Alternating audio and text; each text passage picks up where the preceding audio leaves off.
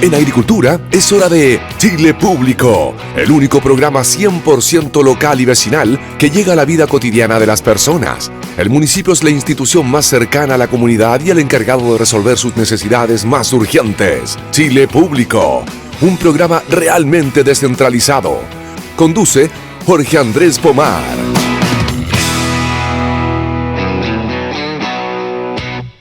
Bienvenidos Radio Escuchas a un nuevo capítulo de Chile Público. Municipios-por-chile.cl, noticias realmente descentralizadas. También la nueva app de Radio Agricultura. Radio Agricultura desde Copiapó y hasta Punta Arenas, por ejemplo. En Talca, donde se juró la independencia.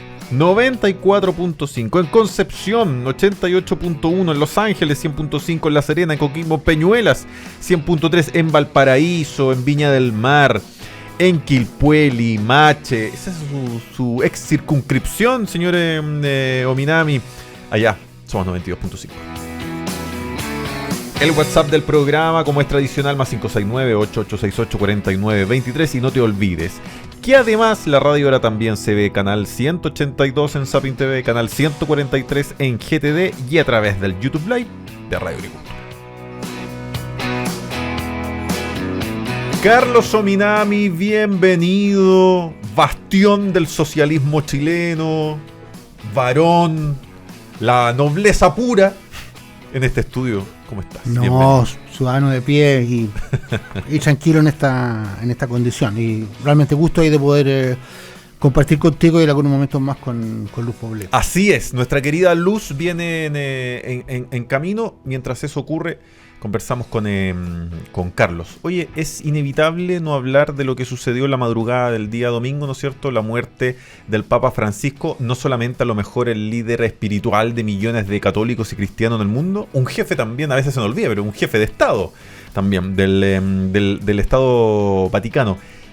¿Cómo influye algo en el ánimo de las relaciones internacionales este tipo de eventos? Yo pienso que sí, pienso que es un papa que marcó, bueno, los destinos de la iglesia. Hizo un esfuerzo enorme por recomponer la relación entre la ciudadanía y la iglesia, que estaba muy quebrantada por todo el tema de los abusos sexuales. Creo que él le dio un aire fresco, una fuerte bocanada, una gran bocanada de aire fresco a la iglesia, y creo, así por lo menos yo lo estimo, que fue también alguien que abrió horizontes en un mundo que está bastante oscurecido. Fue alguien que hizo una defensa a rajatabla de todo lo que tiene que ver con los migrantes, con la gente más pobre.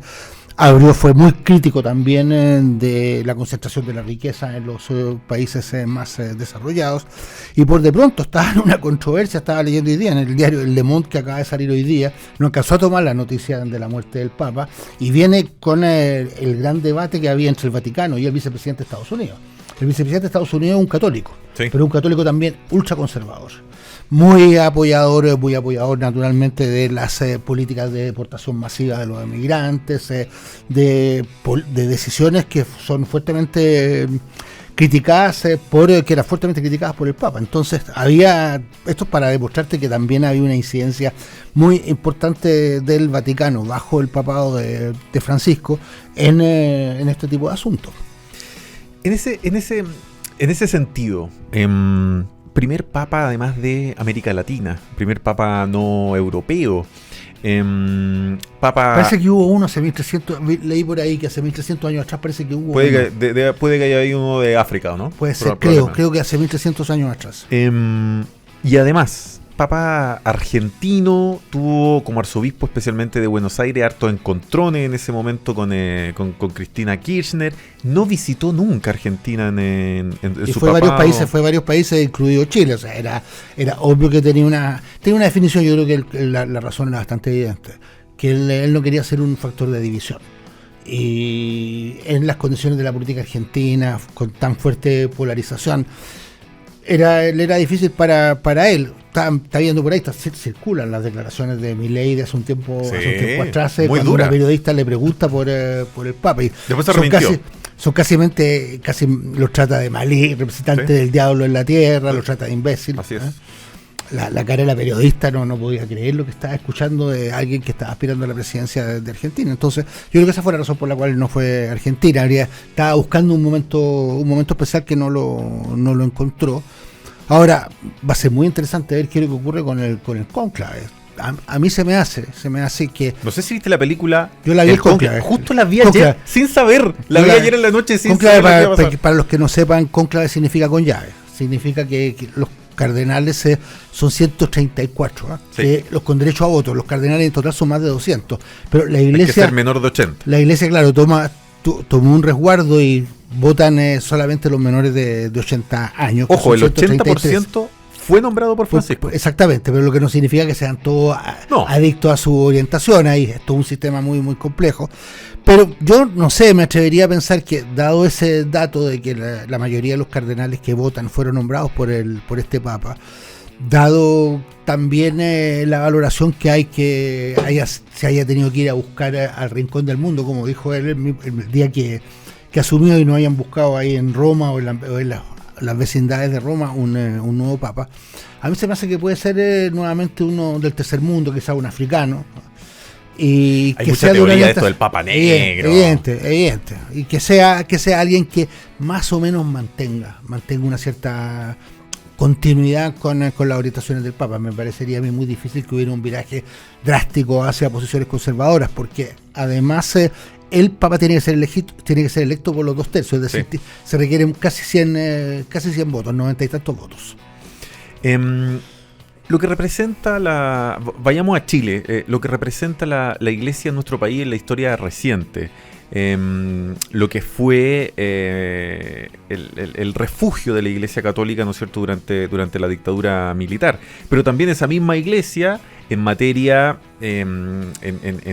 confesional, después bastante duro también con los primeros años de la Concertación. Bueno, yo creo que es indudable el papel que jugó la iglesia. Creo que en eso la conducción del cardenal Silva Enríquez fue muy determinante.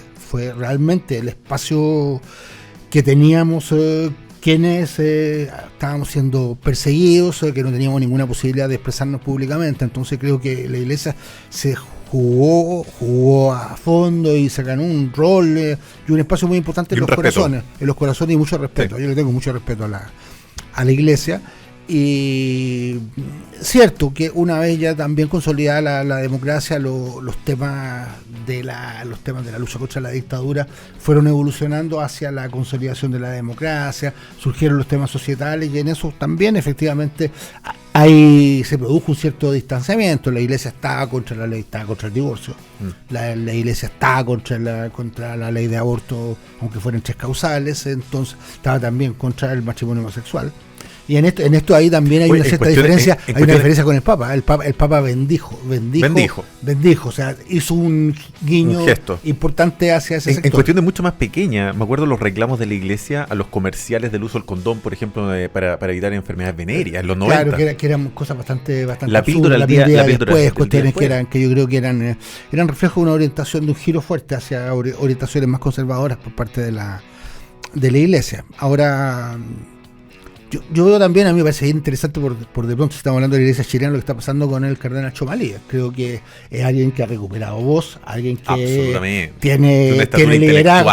El día incluso me llama la atención, antes de venir para acá estaba mirando las noticias en la televisión, y no deja de ser curioso, incluso raro, el cardenal flanqueado por todos los candidatos a la presidencia está, porque lo invitó a una homilía durante la mañana en homenaje al Papa Francisco, y creo que fueron la mayoría de los candidatos a la presidencia. Entonces era como raro ver, estaba, no sé, Evelyn Matei, estaba Carolina Toá, estaba Paulina Bodanovich detrás del cardenal, de alguna forma avalando las cosas que él estaba diciendo.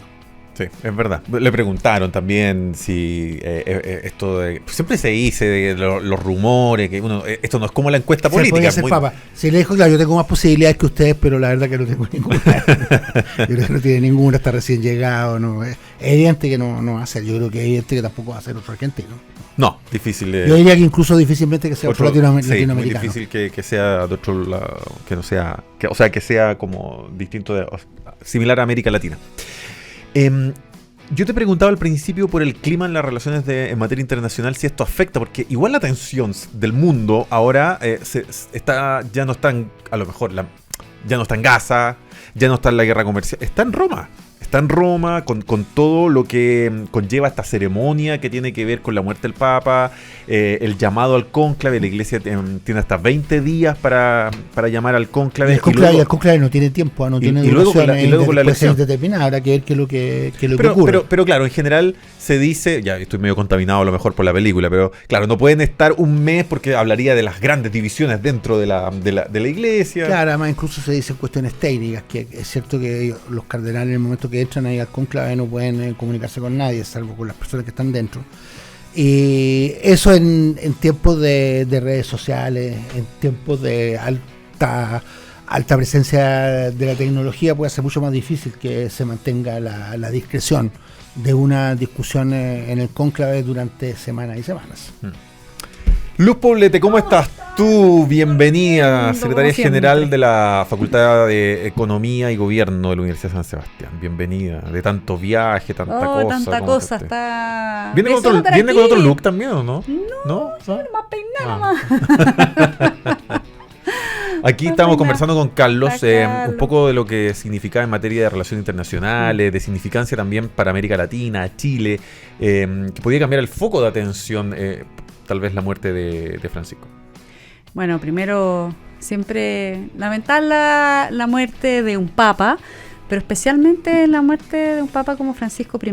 La verdad es que sabemos que es histórico el hecho de que un papa sea latinoamericano, que sea argentino, además, con toda su historia social, en momentos de Argentina tan su enfrentamiento con los Kirchner. Exacto, o sea, tiene mucha historia. No pisar de nuevo territorio argentino. Así es, él se había ya prácticamente radicado. Bueno, él vuelve a Roma además con la intención de retirarse, va con su carta de renuncia. Quienes han visto además la película, pero además quien conoce la historia del Papa Francisco, es bien notable cómo termina siendo el Papa. Y va a ser enterrado, se pidió también ser enterrado en Roma, ¿no? Mira. En Santa María Maggiore. Sí, exactamente, así venía escuchando. Obviamente sí traslada la atención allá. Es histórico también que en este caso nuestro cardenal Tomalí vaya y sea uno de los votantes. Eso él lo decía, lo escuchaba en la mañana de ayer. Estaba muy emocionado, muy afectado por la muerte del Papa, pero también sentía que era una tremenda responsabilidad. Como fue nombrado hace muy poco cardenal, además, sí, menos de un año. Sí, menos de un año incluso. Y que vaya a representar, él decía lo sentía como una tremenda responsabilidad, como de representar también a todos los chilenos, a toda una comunidad católica, que es grande, sigue siendo grande y mayoritaria en Chile, pero también lo que representa como la institución del Papa, la institución del Vaticano, es más que solo una religión, ¿no? Y eso también es reconocido independiente del credo o lo que profeses o lo que seas creyente o no. Creo que eso también marca harto lo que va a pasar, porque el sello que el Papa Francisco I puso, términos políticos también, no solamente religiosos, sino que su postura frente a hartos temas que están contingentes, debiera ser una pauta también para lo que viene, quien valora el trabajo que él hizo en los años que estuvo en el papado. Recuerdo al cardenal, nómbreme dos cardenales chilenos vivos o de los últimos, porque le tocó anunciar a Ratzinger. ¡Cardenales! Ratzinger claro, él también. ¿Cómo se llamaba ese cardenal chileno? Ya voy a... Se llamaba Fresno, de los antiguos. No, nombró a Ratzinger, o sea, no lo nombró, sino que lo anuncia al público. Sí, con los nombres. Sí, tuvo un rol. El otro, Juan Pablo Dora Boitila. No, el cardenal chileno que le toca anunciar a Ratzinger. En el balcón ahí en el ahí Vaticano. En el Vaticano. Ahí todos están buscando ahí, ya lo estamos yendo. Pero claro, él sale al balcón y le toca anunciar a Joseph Ratzinger como cardenal, bien importantes esos como momentos. Después Papa y Benedicto XVI. Ya, mientras hacemos la tarea de buscar el nombre del cardenal, Lucho, vamos a irnos a comerciales un poquito antes, porque el tema que tenemos después va a ser para largo. En agricultura es Chile Público. un programa realmente descentralizado, con Jorge Andrés Pomar.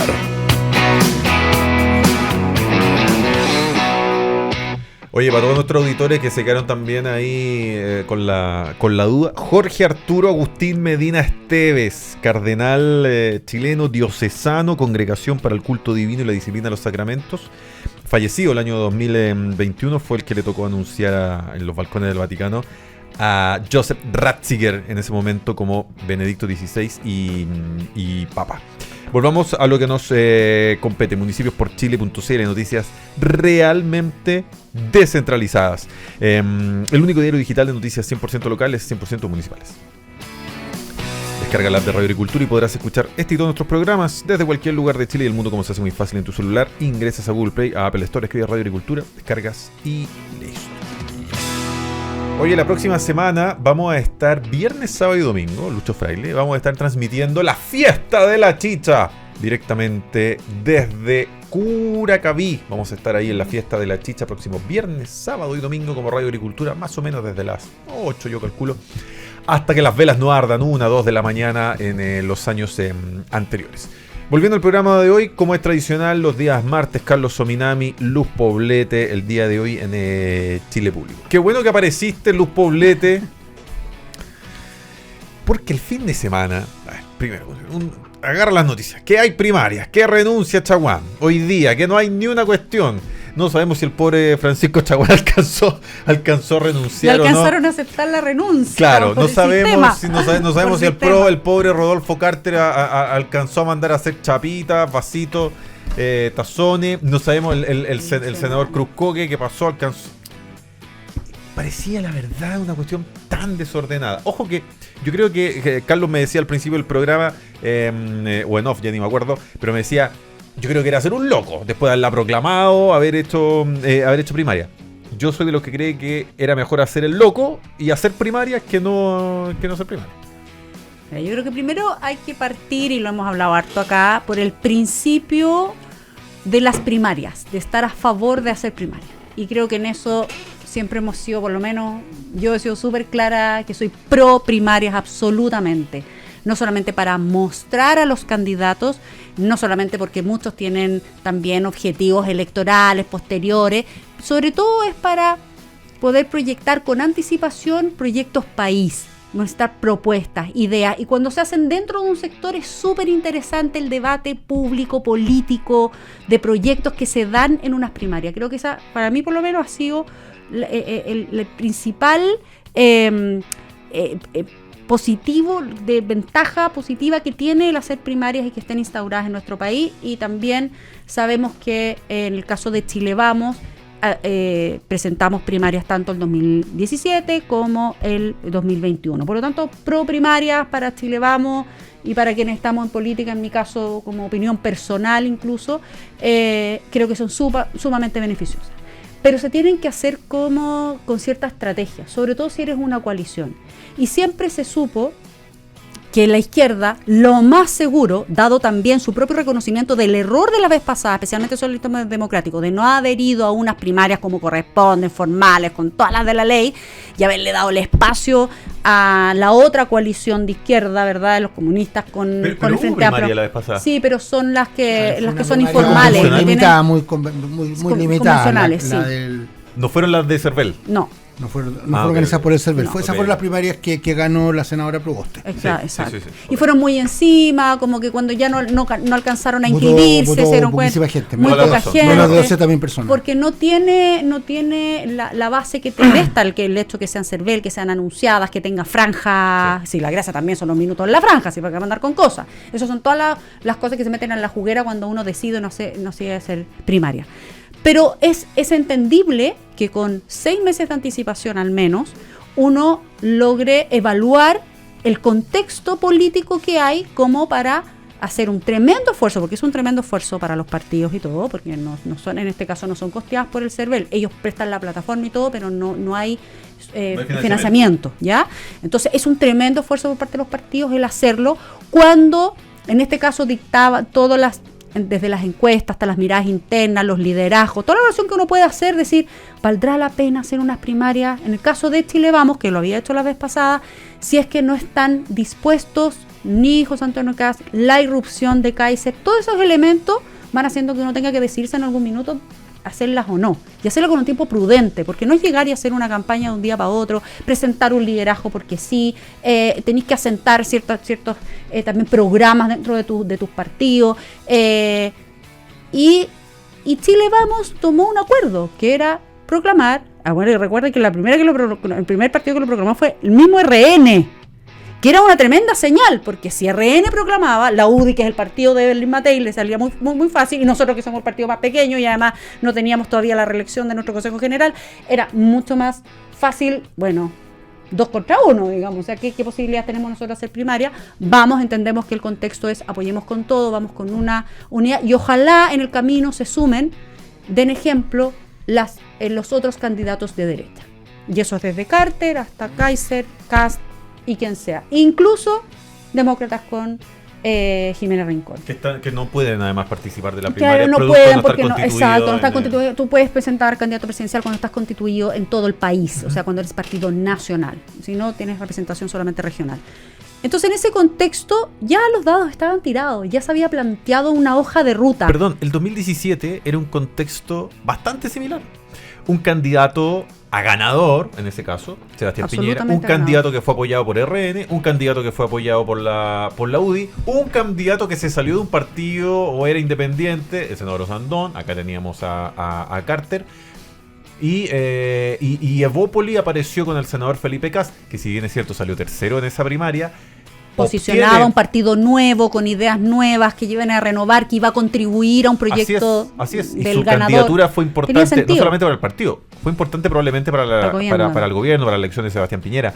Fue importante en la Araucanía. Evópoli en ese momento obtiene dos diputados y dos senadores. Y 2 senadores. ¿Por qué a lo mejor renunciar en esta instancia a una primaria que pudo haber producido resultados similares, tal vez? Esto de hacer figurar al partido. Uh-huh.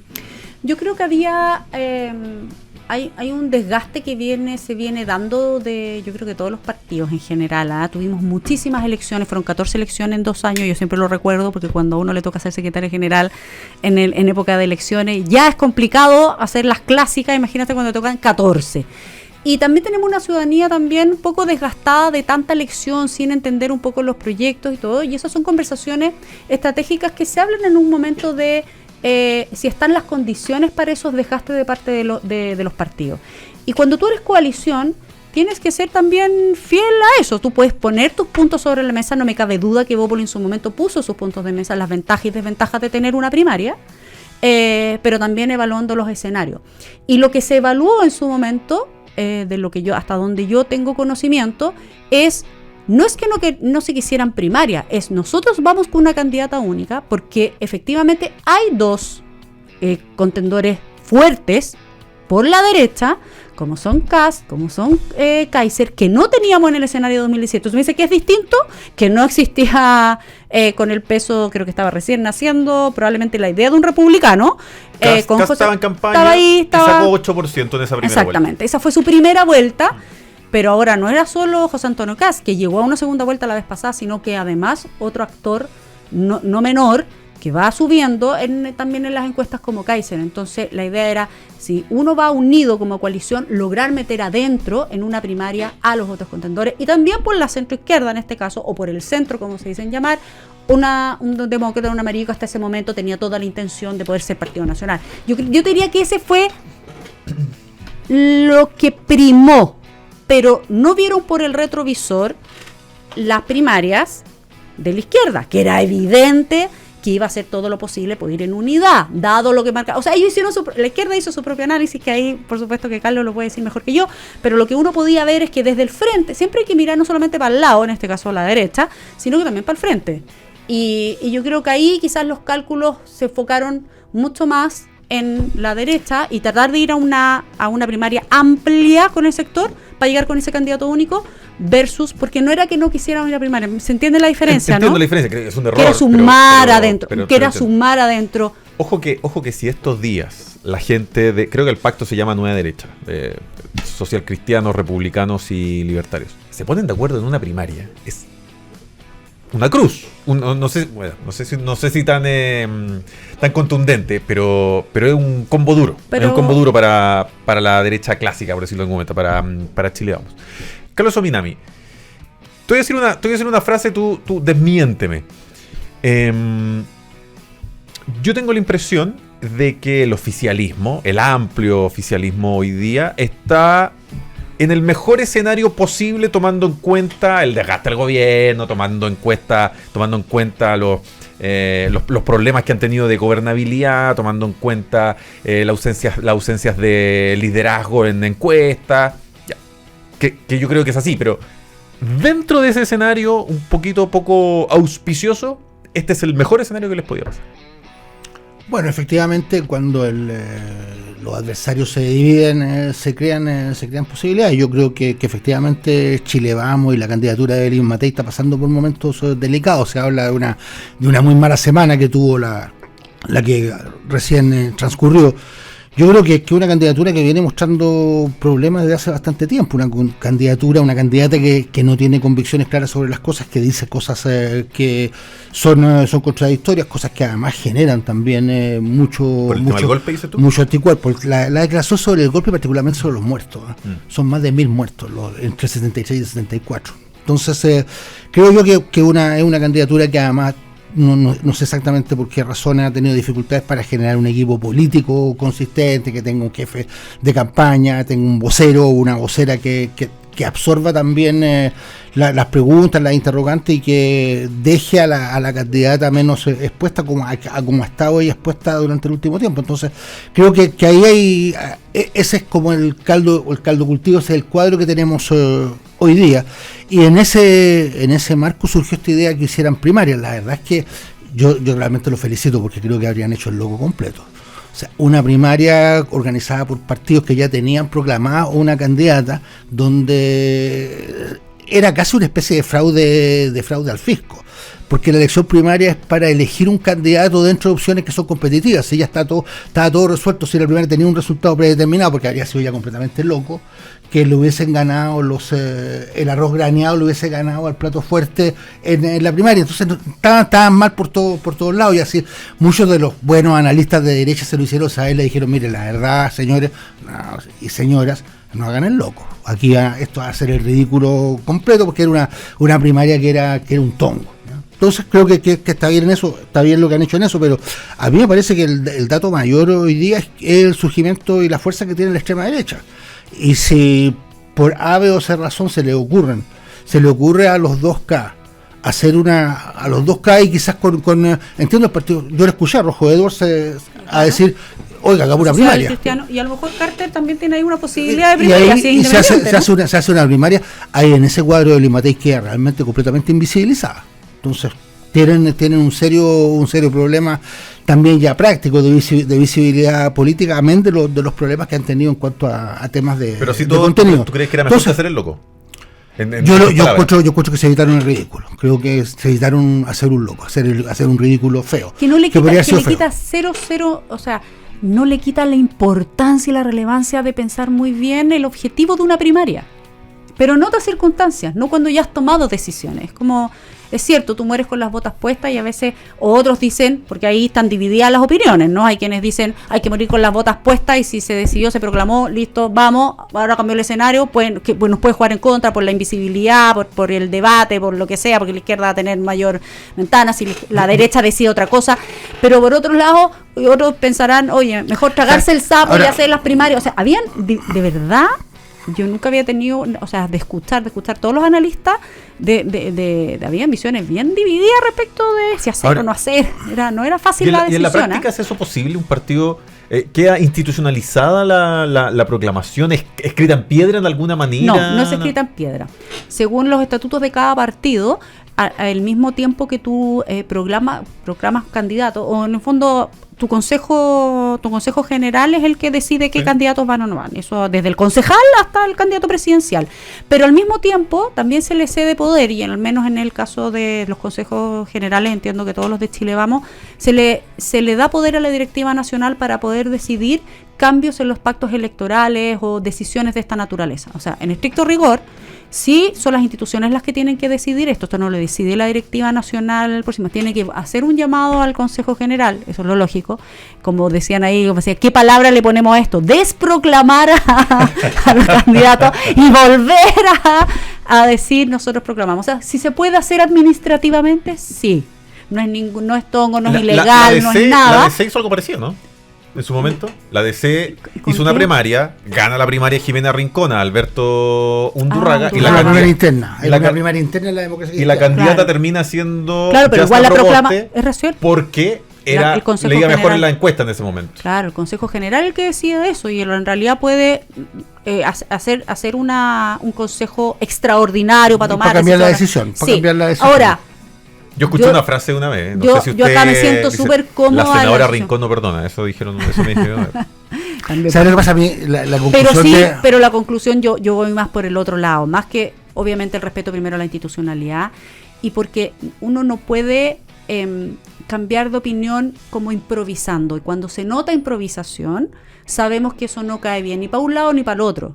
O sea, efectivamente la decisión y toda la plataforma, todo el despliegue que realizaron los distintos partidos de Chile, vamos, para proclamarla, efectivamente para dar una señal de unidad, y con esa unidad hacer el llamado a la derecha más extrema, a la unidad del sector, porque el ciudadano, créeme, Carlos, no entiende muy bien las diferencias entre uno y otro. Ellos no entienden que seamos proyectos políticos distintos, que vayamos en listas parlamentarias distintas, que por qué la derecha por qué se divide en distintos candidatos, por qué unos piensan así A o B o Z, y en ese sentido el llamado de la candidata Evelyn Matei siempre fue a la unidad, y de que llamar a los partidos de Chile Vamos a proclamarla con anticipación era para poder convocar al resto a que fuéramos con candidato uno, porque el rival está al frente.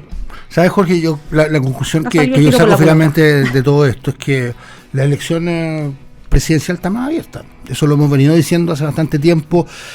Todo el mundo juraba que era evidente que carrera ganada, que Evelyn Matei iba naturalmente a pasar a la segunda vuelta y iba a ganar la presidencia de Chile. Yo creo que eso está hoy día en cuestión.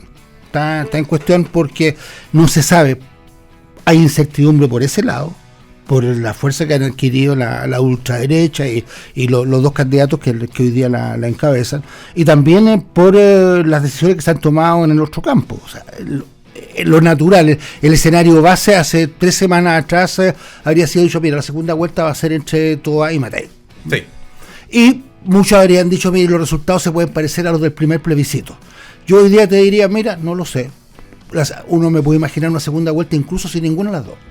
Es verdad. Me puedo imaginar una segunda vuelta y me puedo imaginar un resultado más próximo al segundo plebiscito que al primero. Ustedes en esta primaria, las dos candidatas naturales del socialismo democrático, llámese la senadora Bodanovich y la exministra del Interior Carolina Toa, van a dividir esos votos. Evidente. Y al dividir esos votos, la puerta que se le abre a las Janet Jara, a los Gonzalo Winter, no es una puerta chica. No es una puerta chica. Por eso digo que hay incertidumbre por los dos lados. Y cualquiera idea que diga, mira, la segunda vuelta, que jure que va a ser de tal manera, yo creo que no. Yo creo que hay escenarios alternativos. Carlos, súmale a eso que las primarias son voluntarias. Son voluntarias. No son obligatorias. Quienes votan ahí son los que son más activistas, digamos, políticos, los que conocen más, los militantes, los sectores, el acarreo, convocatoria, la capacidad de movilización de los partidos, para decirlo de manera elegante. Exacto. Eso, te salió más elegante, Camilo.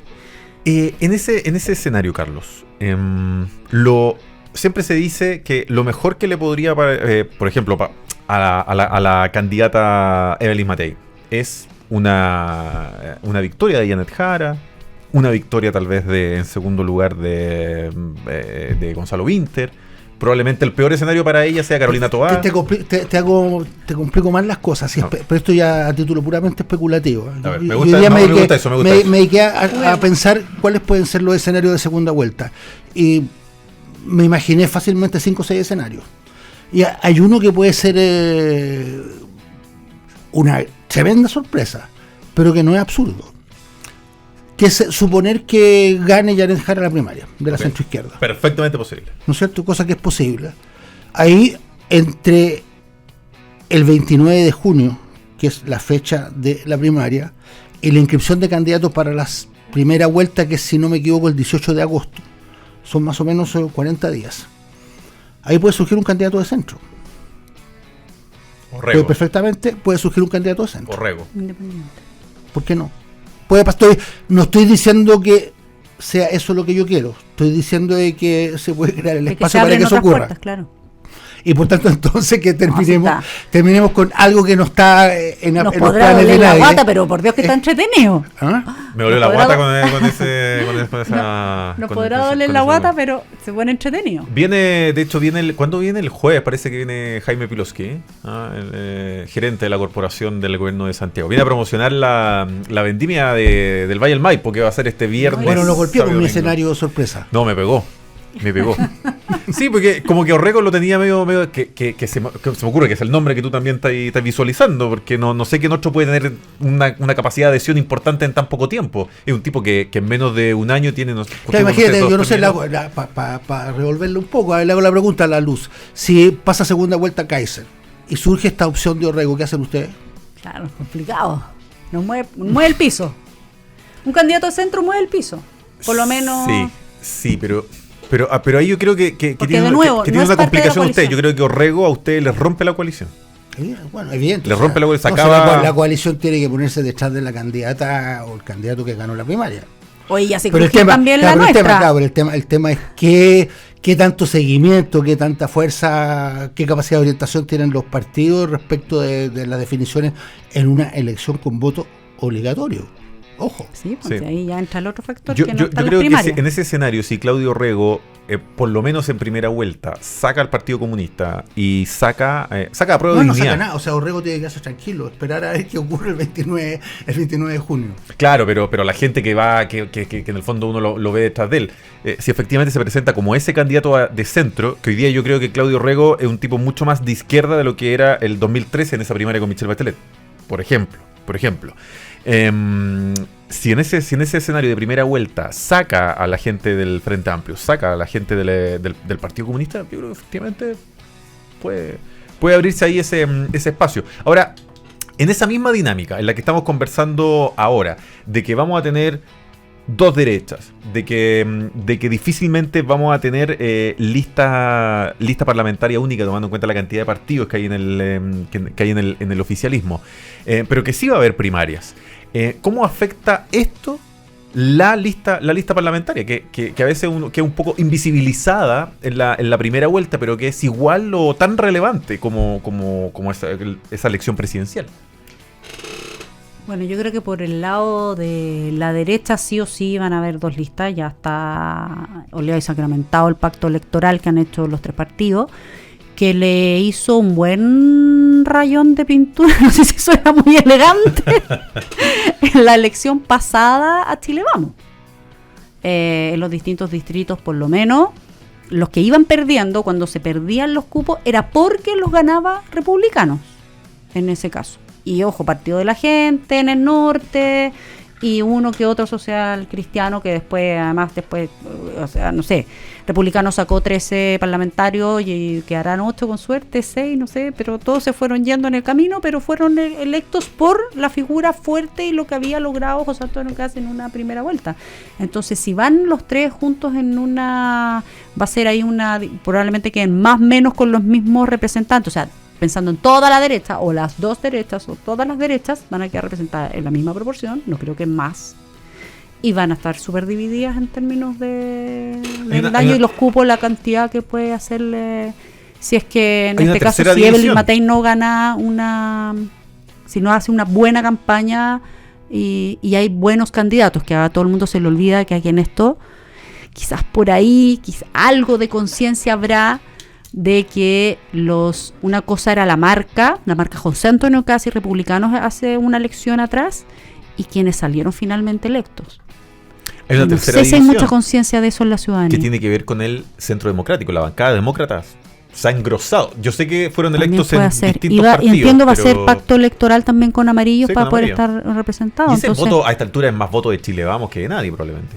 y de un voto de centro y de una DC desencantada y un centro moderado que no vota ni aquí ni allá, sino que puede votar por buenos candidatos. Ahí va yo creo que ellos dependen más de la calidad del candidato. En cada uno de los distritos, que lo que tienen, pueden tener esa fuerza. O sea, lo que puede hacer una Jimena Rincón en Maule no es menor. Hay elección de senador, hay elección también de los diputados, tiene 2 distritos. O sea, pueden armarse, y así amarillos también en otras regiones donde tenga mayor fuerza al centro, más que la derecha o la izquierda. A propósito de los escenarios hipotéticos de Carlos Ominami, me acordé, el fin de semana me llegó un WhatsApp, porque ahí puede haber otro candidato. El fin de semana me llegó un WhatsApp, que debe ser un bot, de Harold May Nichols, que dice que lleva poquito más de 5.000 votos. Todo lo firma. Y le faltan, son 35.000, así que le faltan todavía poquito menos de 30.000 firmas, que también puede ser un candidato en ese escenario, que alguien aparezca por los palos. Tipo que tiene, en general, hay un buen recuerdo en el ambiente, ¿no es cierto?, en su paso por la presidencia de la NFP, especialmente en tiempos donde la NFP está en el suelo. Con mucha menos vinculación con el mundo de la política, sí, claro, mucho más ajeno a la política. Creo que alguien que ha destacado en sus condiciones de gestión. Cercano a posiciones de centro-izquierda. De gestión en el campo deportivo, que lo hizo súper bien. Ahora, de ahí hacerlo bien en la NFP no es lo mismo que hacerlo bien en el país. Por supuesto. Son 2 cosas bien distintas. Por supuesto. Son cosas bien distintas. ¿Cómo es el escenario de la elección parlamentaria en el caso de ustedes? Yo tengo la sensación de que todavía se está por hacer un esfuerzo grande por hacer una sola lista. Yo sé que es bien difícil porque es como una camisa de fuerza, caben poco, en una coalición donde también hay muchos partidos, hay muchas aspiraciones, pero a lo mejor inteligentemente se hace un esfuerzo, porque los técnicos electorales tienen que decirle a los partidos: mire, perfecto, ustedes quieren competir, está bien, pero con una lista el rendimiento es 100. Con 2 listas el rendimiento va a ser 80, va a ser menos de 100, y eso también va a tener que pagarlo alguien. Entonces pueden haber argumentos como para que se haga un esfuerzo. No estoy diciendo que esto vaya a ser exitoso, pero creo que hay conciencia de que la centroizquierda no puede correr el riesgo de quedar en minoría, y menos aún, para decirlo tan con todas sus letras, de quedar por debajo de los 4/7. Porque ahí la verdad es que si se diera un escenario catastrófico con una presidencia de derecha, de extrema derecha, con un parlamento donde la derecha tenga los 4/7, la verdad es que el país que se configura hacia adelante es un país que a mí por lo menos me da mucho miedo. Tú estás pujando por dentro, o por lo menos... Estaría porque hubiera una sola lista. Por una sola lista. Sí. Y las posibilidades de que la senadora Bodanovich termine, si es que no repunta por lo demás en las encuestas, termine bajándose de aquí a la inscripción a la primaria, apoyando a Carolina Toa. No creo. ¿El Partido Socialista está firme en eso? ¿Cree en el músculo electoral? Yo creo que sí, yo supongo que fue una decisión que la meditaron los que la tomaron. Yo, para ser franco, tengo mis reservas sobre esa decisión. Y creo que van a ir hasta Insulza la última. Trató infructuosamente. Y varios, no solamente hubieron varios, hubieron incluso expresidentes del PS que se pronunciaron públicamente por Carolina Toa y no lograron influir, porque también hay determinantes fuertes que llevaron a la candidatura de Paulina Bodanovich. Eso también hay que tenerlo presente. Son fuerzas internas, un cierto malestar dentro del Partido Socialista, esta idea de que se pagan más costos que los beneficios que se obtienen, que hay algo de cierto maltrato, etcétera. Tendrán razón o no, pero se generaron argumentos que llevaron a Paulina, que yo creo que no quería. Esa es mi sensación, que ella no quería, y que se fue también se vio de alguna manera forzada por las circunstancias internas, creo yo. Me dio gusto el fin de semana ver una foto del expresidente Ricardo Lagos con su señora Luisa Durán. O sea, me dio gusto verlo a él, más con que una bandera apoyando a Carolina Toa, que era un poco también lo lógico, es como su ahijada política. Totalmente, alguien muy muy próximo a Carolina Toa. Entonces, creo que era totalmente natural, no tiene nada de artificial que se haya producido una manifestación en el sentido de que hace tiempo que no salía en términos de salud. Claro, él tomó esa decisión de alejarse de la vida pública. Entonces lo que hizo aquí fue más bien una excepción y una manera bien delicada de mostrar su apoyo. Queridos, el último tema, porque nos quedan 4 minutos. En el último tema que quería que pudiésemos tocar. Tú algo esbozaste de eso al principio del programa, que fueron las declaraciones de Evelyn Matei respecto a lo que sucedió en el golpe militar y también en los primeros años. ¿Por qué también la importancia de la pregunta? Yo conozco de sobra tu posición. Porque Bópoli también salió a responder un poco, ¿no? Tampoco cayeron bien las declaraciones. Sí, yo creo que lo primero es que uno esperaría, y ojo, que tiene que ver también con lo que hemos hablado de primaria, o sea, con la capacidad. Uno cree que por tener mucha experiencia en política, una trayectoria larga, que la entiendo y la respeto y la admiro, en personas como Carlos, como la Evelyn, como cualquiera que lleva muchísimos años en política, uno esperaría que se cuidara mucho más dentro de los contextos. No porque uno sepa pueda hablar de todo, cuando sea, donde sea. Hemos criticado mucho, se ha criticado mucho y hemos criticado mucho en este programa y todo, un poco las salidas de madre que puede tener el presidente de la República, ¿verdad, Boris? La improvisación de un gobierno, de un ministro, de un parlamentario, de un presidente de partido, o quien fuere que está dentro de la política, porque uno esperaría... ¿Cuándo te pones en riesgo? Y todos lo decían, no estoy diciendo nada. Ojo, una cosa es una patinada, otra cosa es una... Muchos especulan que es un guiño al elector. Recordemos que yo creo que hay dos cosas. Ella estaba... Pasan en la encuesta. Yo creo que había una entrevista. Yo creo que había una entrevista. O sea, primero la entrevista era en esta radio con Checho Irane, muy larga, donde... En vivo. En vivo, es el llevarte en la conversación. Evidentemente, cuando uno va a la radio, también le habla a la audiencia de esa radio. Y de ese programa. Entonces te das un poquito... Uno hablará en política, ¿verdad? Un lujito, un guiñito, que lo hacen todos. Pero en este caso, creo que por la figura de Evelyn Matei, por la fuerza además de su candidatura, uno tiene que pensar muy bien qué teclas tocar y ser muy sensible a cómo las dice. Yo de verdad escuché la entrevista, no la vi en el momento en vivo, pero dada la consecuencia, escuché. Si uno la escucha dentro del contexto, la verdad es que también la política juega un poco con las frases, con sacarlas de contextos, con meterle, y eso es parte de la política. O sea, la izquierda se va a aprovechar de sobreinterpretar, como lo hace la derecha también para el otro lado. Eso es así. Pero uno también esperaría que dentro de eso uno se cuidara. Por lo tanto, ella tiene toda la experiencia como para haber salido por arriba. También entendiendo que esta es una mirada de futuro, y así lo dijeron incluso otros partidos y otros candidatos, incluso los de derecha, o más de extrema derecha, de salir por arriba, de hablar de futuro, de que esas preguntas ya están, es un tema sensible, lo va a seguir siendo, y ella tiene además dentro de su coalición posturas distintas respecto de lo que fue la dictadura militar, y eso no hace tampoco descartar una mirada tremendamente crítica también de cómo actuó la izquierda de ese momento, pero entendemos que la historia ha evolucionado, entendemos que hoy día son otros los contextos, y que así como uno le pide a la izquierda que haga una autocrítica respecto de lo que pasó para llegar al momento del 73, porque eso también es una realidad, y saber y estar mirando con ese mismo ojo crítico lo que pasa hoy día en Latinoamérica, como la situación de Nicaragua, de Venezuela y de Cuba, que fue también una chambonada que tuvo la candidata Jara, también a hablar y justificar, seguir justificando. Eso no fue chambonada, ella cree fielmente en eso. Ya, ok, peor, porque por lo menos acá se justificaron. Yo creo que en ese sentido lo de Evelyn Matei es exactamente lo mismo que Janet Jara. Yo creo que Evelyn Matei finalmente cree en lo que dijo. Yo no tengo ninguna duda. Creo, lo puedo decir, además a mí me tocó compartir con ella en la época, los finales de los 90 en el Senado, cuando fue detenido Pinochet en Londres. O sea, sí. las reacciones de ella eran reacciones realmente, pero muy violentas, muy violentas. Le dejó con un pinochetismo, está como en la guaripola del pinochetismo en Chile, ¿no? Entonces, francamente a mí no me extraña lo que ella dijo. Yo creo además, con respeto, Luz, creo que es lo que mayoritariamente la derecha en Chile piensa, mayoritariamente.